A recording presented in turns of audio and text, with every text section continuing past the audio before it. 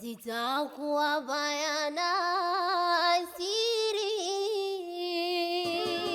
Assalamu alaikum warahmatullahi wabarakatuh. Mimi naitwa Bashir Omar Hussein, mwenyekiti wa halmashauri BAKWATA wilaya ya Dodoma mjini, na ndiyo mwandaaji wa mashindano haya ya Qur'ani. Kama ambavyo tumeeleza, mashindano haya ya Qur'ani tumeanza mwaka 2017 na lengo kubwa la kuanzisha mashindano haya ya Qur'ani ni kuwajengea uwezo vijana wetu kuendelea kusoma Qur'ani kwa ufasaha, na hilo ndio lengo kubwa zaidi.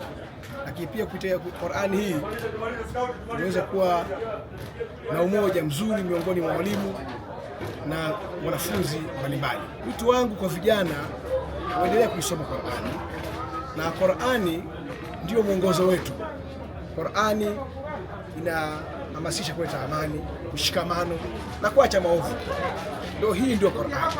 Kwa vijana na wasii Dodoma na nje ya Dodoma wajitahidi kusoma Qur'ani, na sisi wazazi hasa natoa wito kwa wazazi wajali sana walimu wetu wa madrasa ambao wanafundisha hii Qur'ani.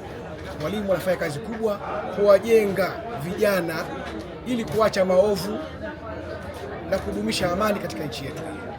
Hili kwa kweli ni jambo kubwa, na jambo hili tunafanya kila mwaka, na hivi sasa litakuwa ni mwendelezo. Na nitoa wito katika kata zetu kwa mashehe wa kata waandae taratibu za mashindano ya Qur'ani, kwani mashindano haya ya Qur'ani yanajenga umoja. Kwa hiyo wito wangu kwa mashehe wa kata na maimamu na walimu madrasa, mambo haya yaendelee. Na pekee kwa leo hii mwaka 2026 baada ya kumpata mgeni rasmi Mheshimiwa Waziri Katambi, ameongeza chachu zaidi na ametutia nguvu sana katika jambo hili.